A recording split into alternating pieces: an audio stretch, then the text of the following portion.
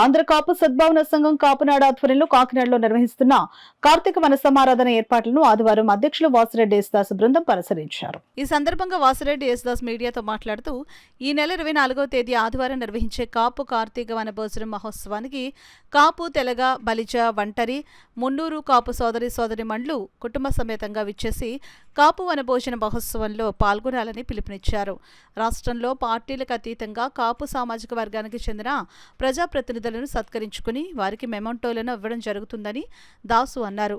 ఉదయం సమీపూజ అనంతరం పలహారం, చిన్నారులకు, మహిళలకు ప్రత్యేక ఆటల పోటీలు, క్విజ్, హౌసీ, పలు సాంస్కృతిక కార్యక్రమాలు ఏర్పాటు చేయడం జరిగిందని ప్రతి ఒక్కరూ వనభోజనం మహోత్సవంలో పాల్గొనాలని కోరారు.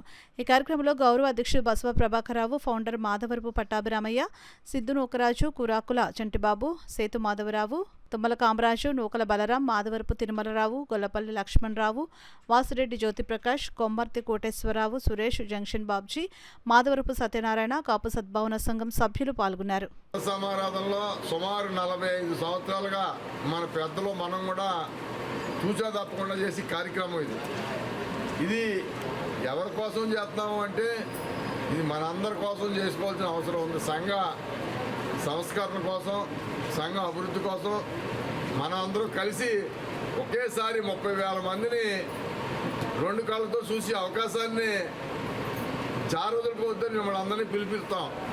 ఒక్కసారి 30,000 మందిని మీరు కలవాలంటే ఎన్ని సంవత్సరాలు పడుతుందో మీరు లెక్కేసుకొని కాపు అనుభవానికి వస్తే 30,000 మందిని చూడొచ్చు.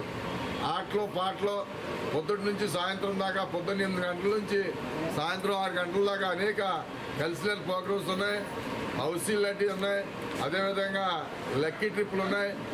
ఇదే విధంగా అక్కడైతే మరి పిల్లలకి ఆ జంపింగ్ అన్నీ కూడా పెట్టడం కూడా జరుగుతుంది. ఇవన్నీ కూడా ఒక పండుగ వాతావరణం కల్పిస్తున్నాం కనుక అందరూ కూడా ఆహ్వానితులే.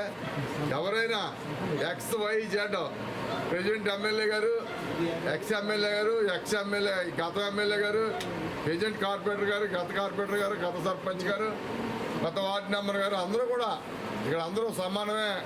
ఎప్పుడు చెప్పినట్టుగా పార్టీలకు అతీతంగా గుడికి వెళ్తే చెప్పులు విడిచి ఎలాగెళ్తామో జెండా ఏ జెండా వదిలి కాపు జెండా మీదే లోపలికి అందరూ వచ్చి కార్యక్రమాల్లో విజయవంతం చేయాలి. వచ్చే వారమే మన కాపుల వన సమారాధన, మన యొక్క అందరి పండుగ. ఈ పండుగ వాతావరణాన్ని జయప్రదం చేసుకోవడం కోసం ప్రతి ఒక్కరూ కూడా, సోదరులందరూ కూడా మరి కష్టపడి పనిచేయాలని, అలాగే ఎవరైతే మన అధ్యక్షులు ఆహ్వానించారో వారందరూ కూడా రావడానికి అవకాశం ఉంది. ఈ పండుగకి వారందరినీ కూడా సాధారణంగా ఆహ్వానించడం, మళ్ళా వారి యొక్క సందేశం మరి అయిన తర్వాత వారిని మళ్ళా సాగరంగా సాగనపడం కూడా మన బాధ్యతగా తీసుకోవాలని, అలాగే ప్రతి ఒక్కరికి ఏదైతే మన కమిటీల ద్వారా బాధ్యతలు వేసుకున్నాం ఆ బాధ్యతలన్నీ కూడా మనం భుజం మీద వేసుకుని మనం తప్పనిసరిగా ఆ విధంగా కృషి చేస్తే మనం సుమారు 40 సంవత్సరాల నుంచి ఈ వేడుకను చేసుకుంటూ ఉన్నాం.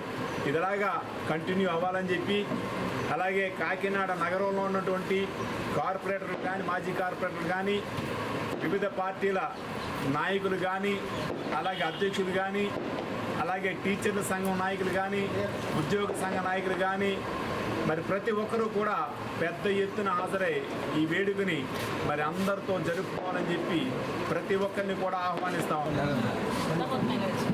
ఈరోజు కాపు సద్భావన సంఘం ఎగ్జిక్యూటివ్ కమిటీ మీటింగ్కి అధ్యక్ష వహించి సలహాలు, సూచనలు ఇచ్చినటువంటి వాసిరెడ్డి యేసుదాస్ గారి సభాధ్యక్షులు వాసిరెడ్డి యేసుదాస్ గారికి, అదేవిధంగా సంఘ సెక్రటరీ అయినటువంటి శ్రీనివాస్ గారికి,